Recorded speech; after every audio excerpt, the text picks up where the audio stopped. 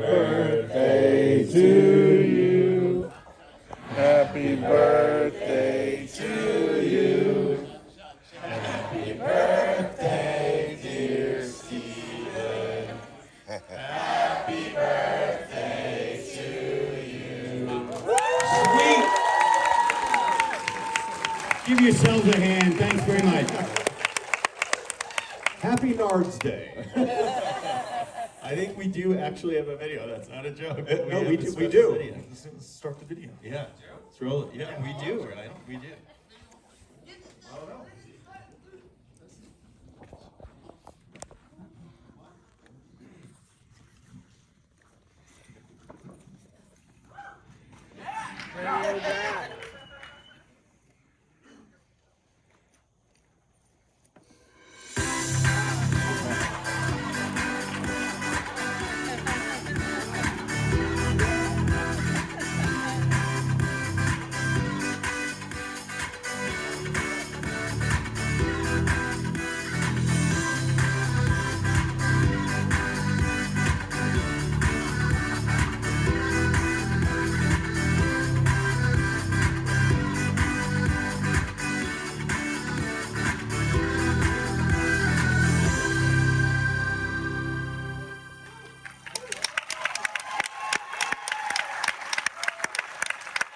Thank you. Yes, thanks to Dominic and Full Empire for that. And happy birthday. Thank you for celebrating with us. My pleasure. Thank Yeah, you. absolutely. So, what is it like, you guys are playing these scary monsters. What is it like to see these two guys all grown up and all be back together like this? They're grown up.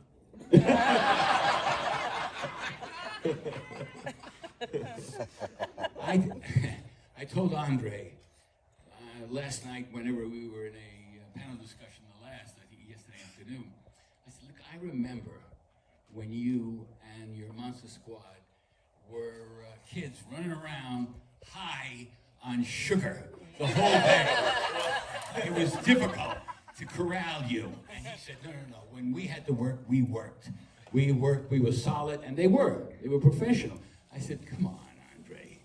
Come on, your memory is different from mine. I used to look at your mother, who would watch you running all over the place, and I would look and I'd say, what's going on?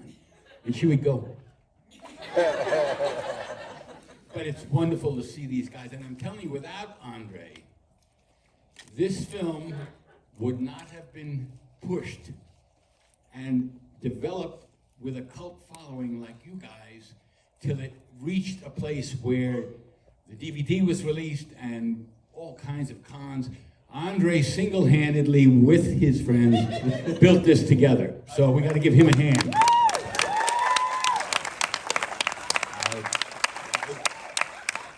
I don't know about that, but I enjoy being a part of it. You gave me my hand, thank you. I gave my hand. I'll take Stan Shaw's hand anytime. Stan Shaw, everybody. Jeez.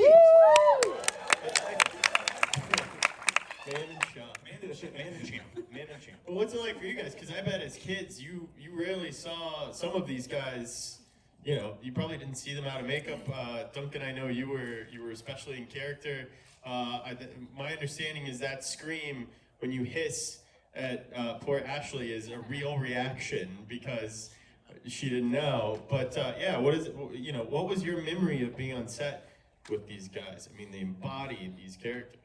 I mean, if you're talking about that particular scene, I remember my recollection of it was I was kind of standing off to the side when that was happening, and it was like Ashley was being raised up on this platform, and then Duncan did his thing, and then Ashley just broke out into like an enormous scream for real, and my version of it is that I was just cracking the fuck up. Oh my God.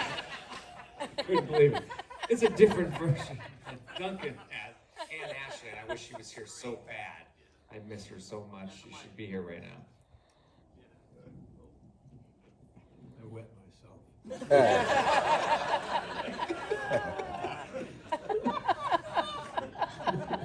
Oh, that's it. Nothing else more to add. I do want to say, I mean, it's it's a tall order, I think, in every aspect of this film to take on the Universal monsters and doing it in a way that kind of pays homage to the classic monsters that we all know and love, but do something different and modern for the time and put your own spin on it. And I mean, you guys absolutely did that, and you know, of course, in part to the incredible creature suits and effects, but the creature acting from all of you. I mean, to take on these classic monster characters, what was that like, kind of going in and embodying these characters and being these suit actors? Who wants to take that first?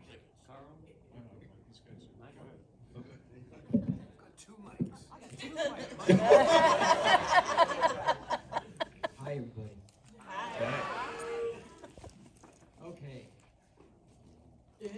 First of all, being on the set with the kids, I had a great time because I felt like a kid myself, and I had a great time. And what all started it off was little Michael Faustino. He came up to me one day, and I'm just like standing there, he goes, "Hi,"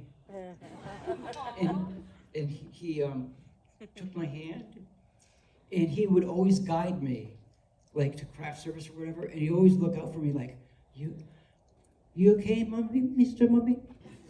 And when I'd eat, he'd like take a napkin, and he'd like wipe my mouth. It's like,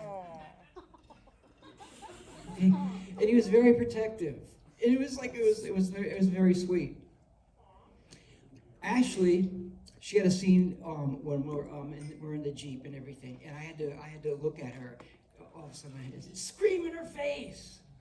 And so when we were getting ready to shoot the scene and everything, she was saying, "I'm scared. I don't want to see. I'm scared." And Fred Decker said, "Mike, come here."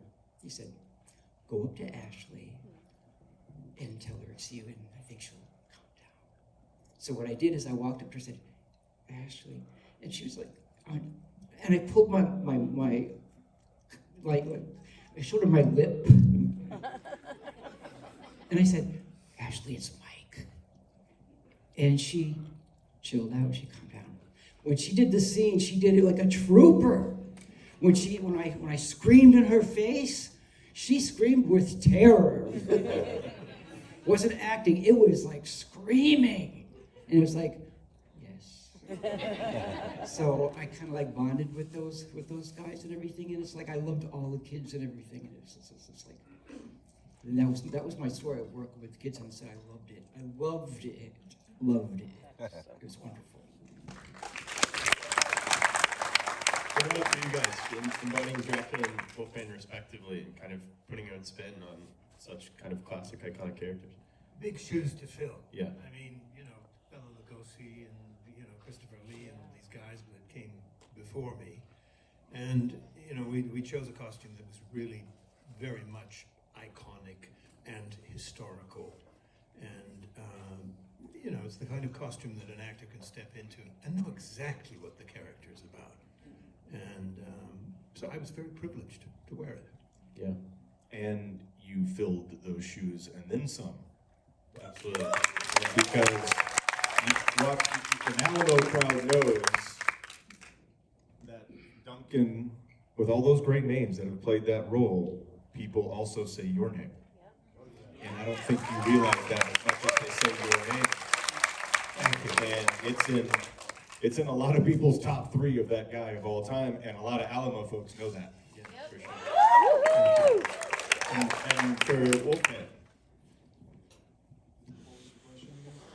Just kind of as a suit actor, you know, suit actors certainly don't get the respect they deserve for embodying these characters. So you kind of putting your own spin, taking on this classic, iconic monster. I mean, I did my homework as far as watching Lon Chaney Jr. Yeah. And I kind of followed Stan Winston's design when he drew this thing. He had this Wolfman that was more wide and broad. He was flat-footed. And if you watch Lon Chaney, he was on his legs. Remember, he was on his tippy toes kind of walking around. So, I mean, I just followed Stan's artwork more than anything else. And then when I was blind in the suit. There's tiny little slots on the bridge of the nose that I would look out of. And they're away from your eyes, so you got little holes you're looking through. and then there's hairs over them, and then we're shooting at night. So can we add any more to it? I literally fell over on the phone booth scene rehearsing. They had some crates in the way, and I tripped over them accidentally during rehearsals. And years later, I ran into Shane Black. Yeah. Was at the Austin Film Festival. A film that I had done, that I had wrote and directed, was at the festival. And he was doing a seminar, and there was also another seminar too. I forget the director that was going to be there, but I said, this is just too perfect, you know, I got to go see, I haven't seen him. You know what the first thing he said to me because I said, oh, I said, you guys work with me on Monster Squad, and my film, The Garage, is here. He goes, oh, the clumsy wolf man. And I say that, but I don't know if he was being derogatory. And I'm going to leave it at that. Maybe someday he'll fill me in, but I didn't take it as being derogatory. I mean, I didn't take it as a funny joke when he said it to me. And I was actually taken back. I said, I want to put you in that suit. Let's see how you do. Yeah, exactly. Yeah, right. Let's take it out to y'all. I'm sure you got some great questions out here. And I'll just come. Oh, I'm glad that the first hand that went up was a tiny hand. Oh, I see what it is. You asked the best question at the DreamWorks panel, and now you get to ask a question on Monster Squad. This is for...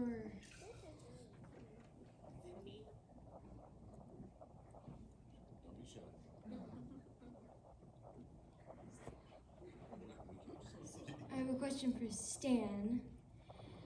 What was it like being blown up?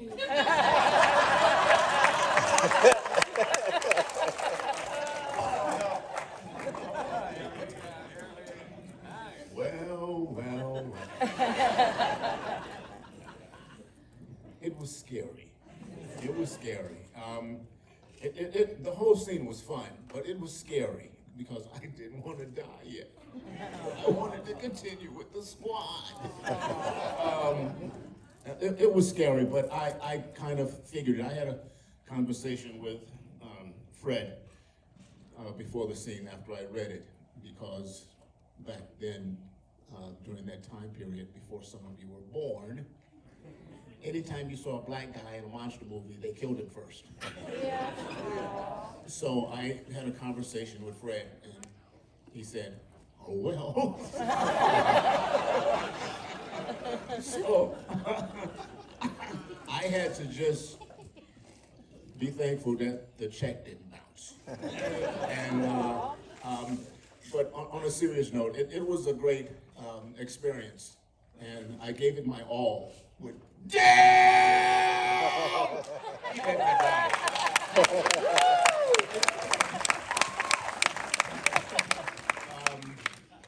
Who knew it would lead to this? Who knew?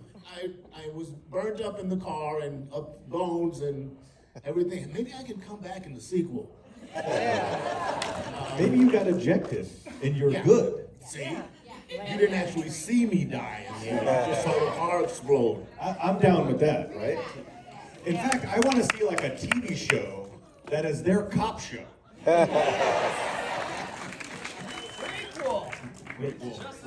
It's just a cop show. But it No, just them being cops. It was a lot of fun. It was a lot of fun. The making of the film was terrific, because I grew up in an era, unlike the monsters in space and all that stuff today, I grew up in an era where the monsters were Frankenstein meets the Wolfman, the Mummy, and all the classic monsters you see on screen. That was my era when I was a kid. Lon Chaney and Dracula, Bela Lugosi, and all those guys. So it was reliving my childhood in making this. Only I was a part of it, and that was cool. So I enjoyed it, and I'm so grateful to audiences now who see this and they can enjoy it with their families and their kids. And so we provided something that's pleasurable, and it's still pleasurable today, decades later. So thank you guys. Really enjoying my work. I appreciate that. All right, where am I going next? She's gonna, oh, you're gonna make me work for it. Here, you know what? I'll go down to him, and then as he's asking his question, I'll make my way back up to, yeah. Come on. Man, this is like Alamo server hustle. Props off to you. have a question. This one's kind of more for the adult actors because I'm sure the kids didn't recognize it. They're all adults. Well, I know, but when they were making it, the tone, because with the monsters, it's all very gruesome and like kind of serious, but then it's a wacky kids movie, and the two detectives are in a precursor to Lethal Weapon. It feels like so. Yeah, we created that, so we don't give us credit for that. But we were, you know, the template of. There's just a couple of funny stories. One, Stan is a really giving, wonderful actor, and we had one scene where I talked about this last panel, where Fred Decker said to us, "Okay, you're driving in the car, and then this car, Dracula's car, comes right through your car, and you saw it here." He said, "And I want a reaction. When I say, you give a reaction." So, okay, he lined the shot up, and I looked at Stan and I said, "Do you understand what the hell he's talking about? A reaction of a ghost car coming through us?" He says, "Yeah, Stephen, you're an actor. These are the movies. Just go, oh." So I said, "All right, Stan." Anyway, we played that one. And then he jokes about the fact that I let him die in that car. So I had to tell him what the truth was, is that about 10 years later, my 4-year-old son became 14, and he saw John Grease, who played Wolfman, the human being, walking in Hollywood, and he walked up to him and he said, "Listen, my father told me that if I ever see an actor, I should tell him who I am. My name is Jesse Macht, and my father's Stephen Macht. He played in Monster Squad." And Grease looked at him and he said, "Tell your father I'm gonna kill his son." So I looked at Stan last night and said, "That's why I let you die in that car, you asshole."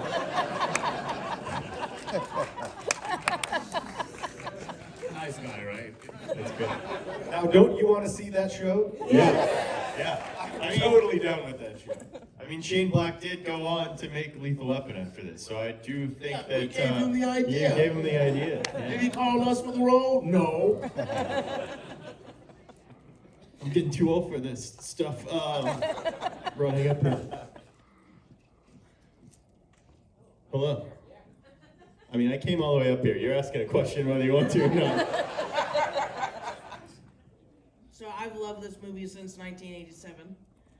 Did you guys realize at the time that you were making a movie that every child in the world would want to join the squad of? No. The coolest thing ever. We hoped. Yeah, exactly, right? You, especially as the kids of it, you're thinking this thing was so gigantic and so big, and you see the trailers, and you go to the premiere, and you're like, this is going to be amazing. And then it bombs. And when your movie bombs on opening weekend, because of many different factors, you don't get that.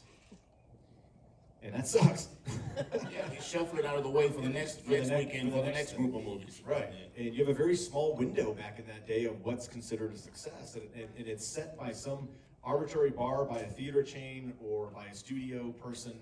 And if you don't reach it, you're gone. And that's unfair to something like Monster Squad, because it's a word of mouth movie, and it's in the neighborhood and in the schoolyard, and that's where everybody found it a little bit later. And you guys just kept building it and building it, whether it was the few of you that got to see it in the theater, or waited and saw it on HBO and then recorded it and shared it around the neighborhood, or rented it every weekend from the video store.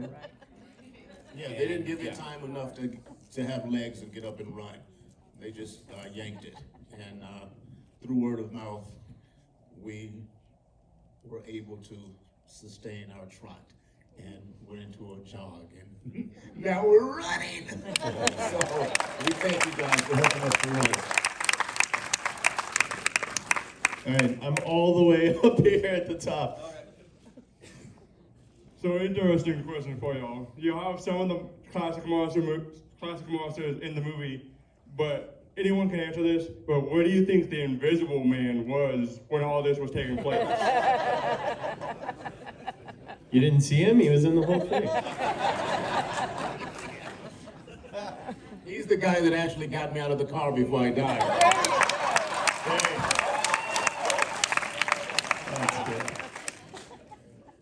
All right, where are we going next? Okay, I'm coming.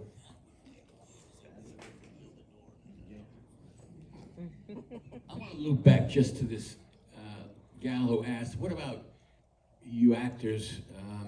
What was the tone? How did you relate to it? I felt, I was the father at that time of 4 kids. My youngest was 4 years old. He watched us film that.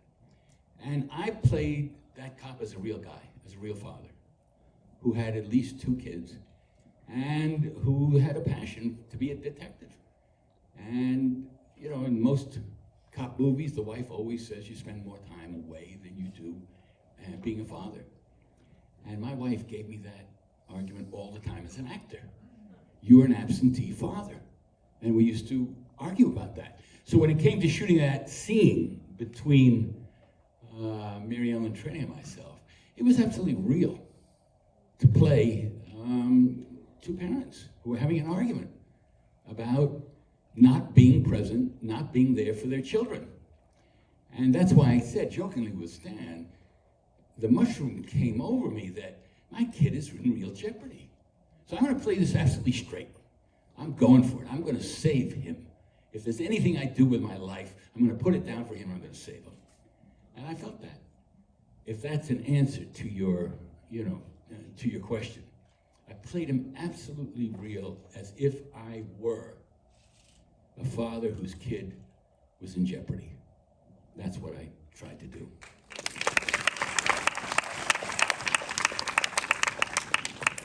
Okay, so I had a couple of questions. So I love the Adidas product placement throughout the whole entire film. Oh, you noticed that. Oh yeah. Have you guys tried to hook up with Adidas and make a Monster Squad shoe yet? Ooh.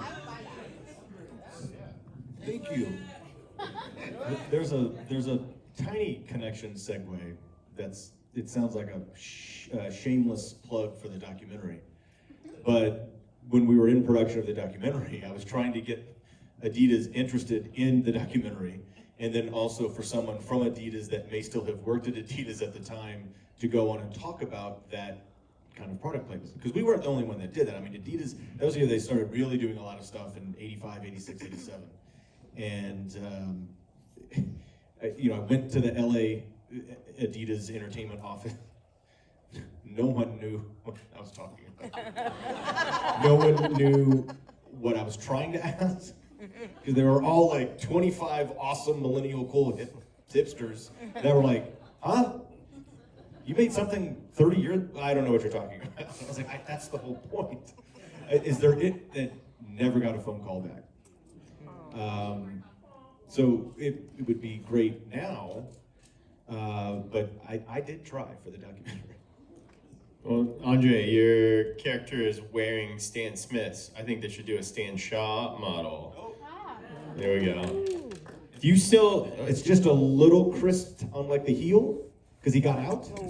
Yeah, there's like a little yeah. scorch mark on the back of the shoe. And then they could do different models for each of the monsters. Wow, Yeah, that's the sequel. That's the sequel. Yeah. Speaking. Well, they did that. There's a really bad promotional poster that some people have. It's a collector's of the Adidas, and it's all the monsters wearing the shoes. Gilman, because he couldn't put them on, had them like slung over his shoulder. And then I'm in the front of it wearing the most ugly, like kind of sweatshirt striped thing. And I'm like, and it's kind of a cool poster, but it's really bad. So speaking of, here I'll come back down. See, speaking of props that may still be around, or costume clothing that may still be around, there was a very cool anniversary event with a lot of you at Fantastic Fest a number of years ago that you curated and put together and brought together kind of people's collections of things, like the guy that owns every copy of Monster Squad on VHS in every language it's ever been released. But you yourself still have some of your iconic costume, including this, what is probably the most iconic t-shirt in horror history. You still have some of that stuff, right? Personally, I do. I have my entire wardrobe. Yeah. From the Stan Smiths all the way up to the Adidas jacket and the jeans and the original Stephen King Rule shirt. Could I have the ring back, please?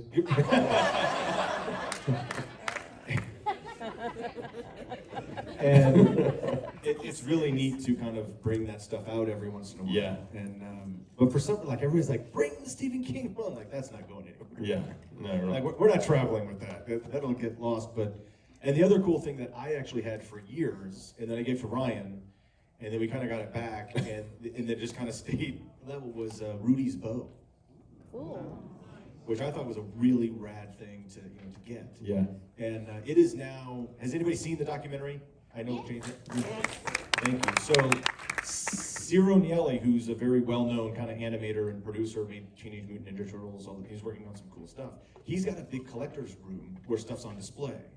And Ryan and I were talking about it, and we're like, this is just sitting like in either your place or my, like, this bow needs to be somewhere to like hang out. And so we brought it to Ciro's house. Oh. Because Monster Squad was one of the cool things that inspired him to be an artist and then do what he does. And it's in his it's up on the wall on a hook with a little plaque, and it's like on loan, Yeah. to the collector's room. And that's I think sharing stuff like that's really cool. On loan from who, though? Who owns it? Me. Yes. And I went over there to watch a movie. What were we watching? E.T. Like on his big like screen. 16 millimeter E.T. And I'm like looking at the wall, like, is that mine? Am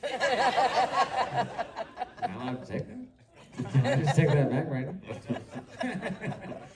And Ryan, you did have some stuff, but that you are no longer in possession of, correct? I had my jacket. I had my jacket. I had the leather jacket. I brought it to something similar to this, a convention, and then I brought it back home to San Francisco, and I fell asleep on the bus, and someone stole my bag. It's gone. But fortunately, inside that pocket of that jacket, I did not realize that I took out and put it in my pants pocket was the silver bullet that I put into the gun to shoot the Wolfman. And so I still have that. It's like sitting on my bookshelf. Yeah, so I still have the silver bullet, and I think that's pretty much it. That's all I have. And the bow's on loan. And somewhere in San Francisco, there's a homeless person wearing a child's leather jacket. He's really cool. Yeah, he's very cool. He's in the club. He's probably killing werewolves all over the place in that town. All right, I'm coming.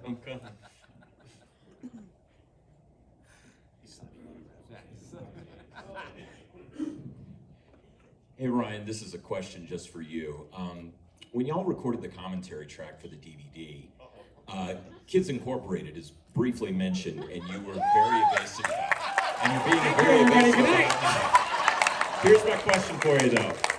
Are you happier to talk about the Monster Squad than Kids Incorporated, or was that just kind of, what's been your experience looking back? Which one do you think is cooler? You want to know the real answer from somebody? Here's the thing. As a kid, watching Kids Incorporated and seeing other kids my age play music was very inspiring, and I still play music to this day.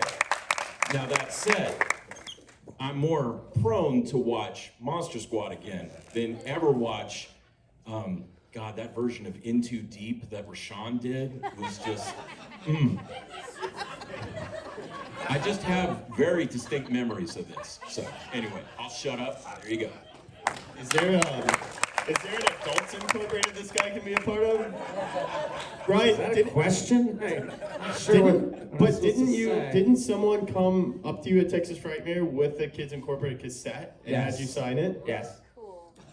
I had never seen a cassette of that before. I've seen the LPs and things like that, but I've never seen a cassette. So yeah, sure. The thing is, it's work. It was the very first thing I ever did in my life, like professionally. It was the very first audition I ever went on. Like, I wanted to do something professionally. And I went on this audition. It was a cattle call. And I just stood in line for hours. And I finally got in. I sang "Wake Me Up Before You Go" on a cassette that had, it was just instrumental version of it, so that I could sing it on my own. And I auditioned like 4 times for that, and I got it.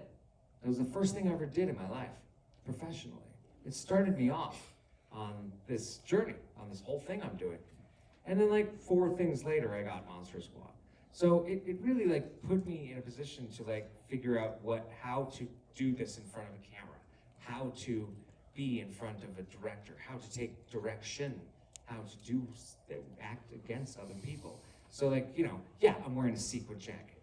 Yes, I'm wearing, I'm singing cheesy songs, and we're, it's a cheesy kids show that actually sort of helped people along the way, because it's got a lot of morals, and it's a beautiful show, actually. It's cheesy as hell, but it's amazing. And it was the best thing that ever happened to me in my entire life. So I love Monster Squad to death, but that was the thing that made me. That's the thing that put me on the cover of Teen Beat magazine. Which reminds me of when we did a screening here, and Andre and I trolled you by putting like all of your Teen Beat centerfolds up on the big screen. I love that so as you much, walked in. and I hate you. No, it was just riots. And then we moved on. Any other question? All right, here's a question. I was just going to ask if you have any fun stories from the audition process for this movie. Well, I'll just continue. I walked in, I was wearing a leather jacket and Ray-Bans, and I asked Shane Black for a cigarette. I did the scene, and I walked out, and about 2 hours later, they called me and said, "You got it." Wow. Yeah, I went in, and I was actually driving to San Francisco, and my agent called me and told me that they wanted to see me for this film. So I turned around and drove back to LA, went in, I had my bags and everything in my car outside. I was actually heading to San Francisco. And talked to the guys, and I said, okay, have a good time, have a good shoot, and take care, it was nice meeting you. And I got back in the car, and I'm headed to San Francisco, and I'm out of LA, going to San Francisco, and my agent called me and told me, you got the part. So I had to turn around and go back to LA. I never got to San Francisco. But I got this thing up here. That's a pretty good trade-off. Andre, what about you? I don't think I've ever heard your audition story. Well, some people probably know this story. I never auditioned for Sean Crenshaw. Whoa. My original call in and all my callbacks and producers and screen tests were all for Rudy. Hey, wait a minute.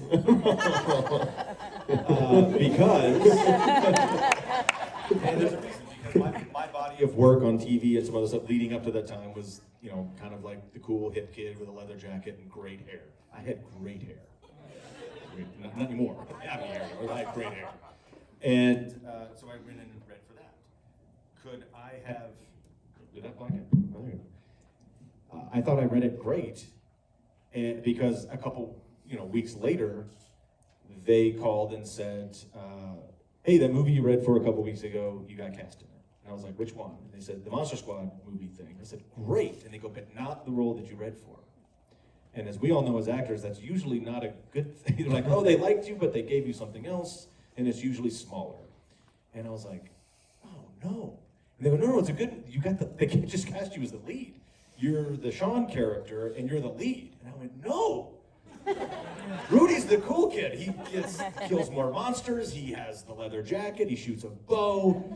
He gets the girl. I'm like, ah. And I'm like, no, this is a good thing.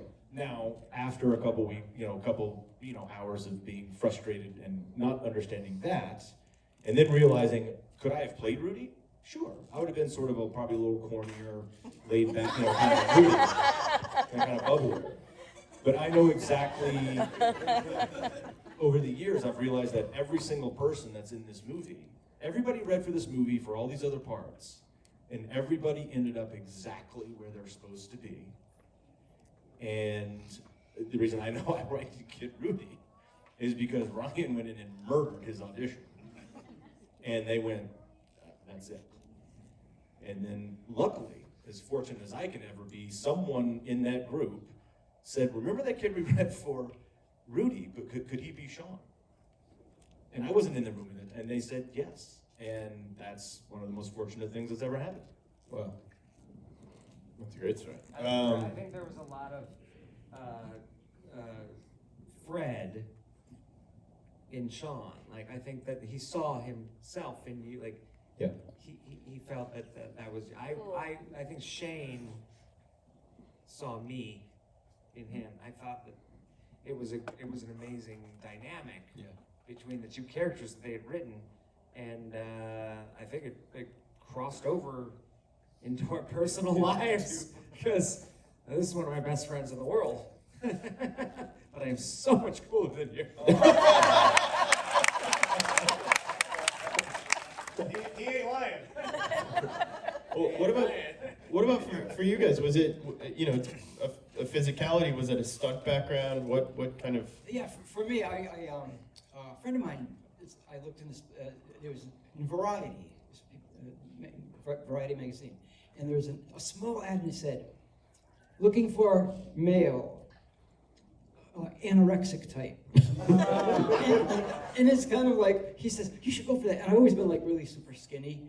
And it's like, he said, go for it. And so I made the call, and I auditioned I actually went to the studio to audition. And Fred Decker was there, and someone else in there, in some heated argument or something. He says, hey, how you doing? He says, okay. He says, walk across the floor. And I walked across the floor, and I was dragging my feet and homage to the monsters I had seen, in the older movies and everything. He said, okay, now, walk across the floor again, and do something with your hand. So, like that. Okay, and then I did all this stuff with my shoulder and everything. He says, okay, and he's getting back to his argument, whatever, and he goes, okay. Then he goes, as far as I'm concerned, you got the part. And so I went back, and the following day I went to work, and I got this call. It says, hello, is this Michael Reed McKay? I said, yes. He said, and this woman said, well, congratulations. You are going to play the part of the mummy in the Monster Squad. And I'm thinking, at that point, I went, I'm not in second. It goes, we'll take care of everything. And I want to tell you again, congratulations. I hung up the phone, and I'm like, and a friend of mine is standing there, and he's looking at me and goes, Mike, what? And I said, I'm in a movie. And that's how I got to Monster Squad. Wow. That's good. All right, we get time for one more, and we'll go up front. That way I just don't have to walk anymore. Let me make a couple of comments. Yes, please. And then pass it, because I might not get the chance to do this again. So today is my 80th birthday. Woo! And the reason I'm telling you that are two things. When I look back at all the work I've done over these years, I got that part in Monster Squad. I walked in, and the executive producer's name was Peter Yates.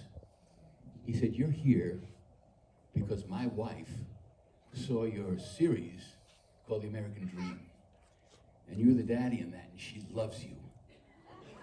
Do you want this part? I said, yes. He said, you got it. Goodbye. Now, I don't say that out of any kind of narcissism, because when I look back,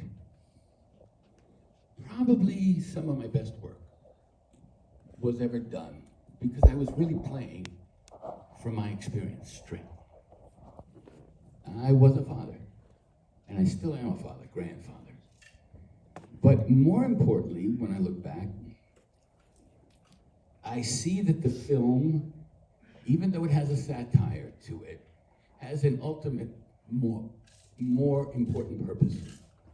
It shows that kids can dream big and can live up to probably the best values they have in themselves. And they can fight off the monsters of the world. And so the testament that I feel from my point of view is that my family here made a film that says the future is in your hands, dream big, and defeat the monsters of the world. You can do it.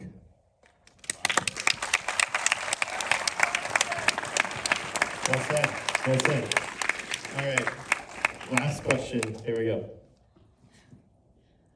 Well, I went to go see Monster Squad, I think opening weekend, because I was a Kids Incorporated fan.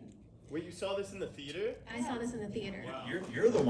Yes, I saw it in the theater. Now I am having my kids watch this movie, and I just want to say, Ryan Lambert, you brought me to this movie, but I absolutely love it, and my 3 kids have grown up watching it. I forced my sister to sing Kids Incorporated songs with me. I was in the fan club, so. I dare you to sing the theme song right now. Oh, God. My question is actually, can I have a picture with you? What's that? Ryan, may I have a picture with you? Of course. We'll do it after. Yeah, we'll do it right. Yeah, we'll do it after. Okay, I know I said. You have to, hang on. You have to sing it. You have to sing it. This is happening. We'll do it together. We'll do it together. Ready? Wait, Just hold do on. the first part. Ready? Hold on. We're getting on this on video, so I can blackmail Ryan later. Ready? We're Kids Incorporated. K-I-D-S. Yeah, Kids Incorporated. K-I-D-S. Whoa. Looks like we made it. Kids Incorporated.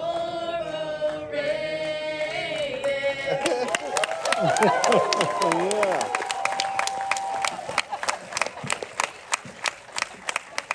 Meanwhile, the guy back there that asked the Kids Incorporated question was like, "Damn, that was supposed to be mine!" That's how we end the show. I love Kids Incorporated. 7 episodes of Kids Incorporated. Bye. All right, I know I said last question, but I saw the tiniest, cutest hand go up. Are you ready to ask your question? Oh, okay. I see. I've been let here under manipulation of a child. All right. So yeah, no, I just wanted to say something for all of the comments and one easy question. So I'm sorry you guys had the initial letdown when the film came out because I know you guys were very invested in it. I can tell from all the way you're acting, but we're all here passing the torches on to our kids. So this movie is going to be bigger than all of you. It's going to outlive all of you. So thank you for that. And then also for Duncan. You are the embodiment of Dracula for me, for a lot of the people here. Like echoing what Andre said. Like, yeah, you're like for me. You're before I even saw Bela Lugosi. Like you are, you're Dracula. And also, you guys are for me also the first group of kids like saving the world on your bikes. So that's a trope that we all love. Also, and so the question I had for Ryan and Andre was, how excited were you guys for the script that you got to do so much swearing? You guys are just naughty the whole time. And it hasn't stopped. I mean, it's fun. You know, it's almost licensed to talk. It's a license to speak freely in front of other people on camera, like you would maybe with your friends, you know, in the schoolyard or something. It's right, and be able to cuss in front of the adults when you're not supposed to, which I think is. There's a great bit in the Monster Squad when Sean comes in and Mary Ellen hands him the book, and he goes, "Holy shit, cow, I meant sorry," because it's fun, and you try not to get away. But according to everybody up here, like we were just running around going crazy, and I don't know, maybe we were hellions. But hopefully we weren't too spasmatic or rambunctious or foul-mouthed, except for on set. But they were a real gang on the set. Trust me. But I mean, it's fun. You know, it's because you get to have fun with license. Absolutely. And I just want to wrap up, but I want to speak to something you said. I mean, it was beautiful. It's this generational thing, this idea of people being in the squad, in the club, and why people connect to this movie, and why I think it's lived on. It's kind of a plug for the documentary Wolfman's Got Nerds, because that really captures the spirit and the magic of like why this movie feels as special as it does, and why every time we show it, whether they're here or not, there's a theater full of people and there's new fans all the time, and you really just get to feel like you're part of the squad in the club and a weird monster kid. And so I think that's what's beautiful, and I appreciate that we still get to do this, and this movie lives on. You know, there's a lot of movies that have been huge and big and then they disappear, but this movie, even though it came out and it didn't do super well, you know, we're still getting together all these years later and watching it together. So I just want to say a sincere appreciation from all of us for giving us this movie and being here with us today. It really means a lot. So thank you very much. Do one more of your trivia. Do another trivia question. I'll leave this one for you. So ask a trivia question, and your first hand that sees you get to call it. Oh man, James does good trivia. I'm trying to think. You're catching me off guard. Okay. I feel like I used my trivia in my question, so I'm trying to think of a good one. I know what it is. Yeah, I got it. Well, No, you got it because I got a follow-up for that one. So go. 'Cause I got two things. Okay. You probably know. I mean, I think you probably know this movie a little bit better than I do. Okay. Here's a good question. Who knows? Does anybody know Rudy's last name? Giuliani. Wrong. Does anybody? No one knows Rudy's last name? Oh, that's a deep cut. I don't know that. Damn it. All right. Does anybody know the name of the airplane, the cargo airplane? Well, It's a Brownie. The Browning airplane, after Todd Browning, who directed the original Dracula. he is absolutely correct. The problem with his answer is he's wearing the shirt that I was going to give as the prize. Couldn't have planned that any better. Shit, now I gotta go with another question. Anybody got a good trivia question? Is it a cool shirt? Oh yes, I know the other one. I know the other one, since I just looked at Duncan. And then you freeze a little bit when you do that. It's regal and royal. There was a, somewhat, he's well known now, but there was an actor that read for the role of Dracula that didn't get it because of him. Oh, I know this. That was also cast in another scene, but never got shot, but he was on set. Does anybody know who that actor was? Right there. Where's the hand? Right there. Yep. What is it? Yes! Correct. Correct. Yeah, that's right. He does have a particular set of skills. One of them is not playing Dracula. Well done. All right, now, James, we came up with a good one since we were, here's a pen. I thought you were going to be like, what are the numbers on Scary German Guys R? Oh my gosh, that's a fantastic one. I thought you were going to go like really deep. Since this theater is kind of legacy with Monster Squad and with the documentary, is anybody in here been to every screen, the 30th anniversary screening, the doc screening, and the one-off screening? You have? Show us your ticket stubs. Were you also at the cereal party we did on Saturday morning that time? Take back the no, he was in all the ones that I was, so you can check the footage. He was there. Are you in the documentary? Do you own the documentary? Then I'm not giving you a copy of the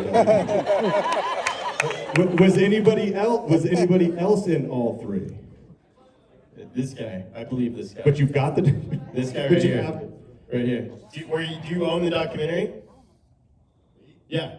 No, I don't. I'm in it, but I do not own it. Well, there we go. There we go. There we go. And Andre, while we award him his prize and wrap up, where can people find the documentary? Oh, is that where? Yes. Yeah.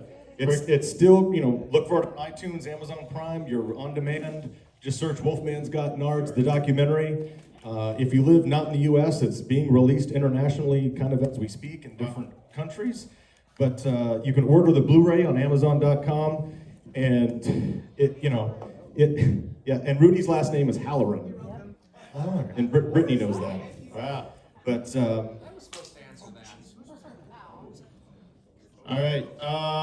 I think that's it. Thank these guys so much.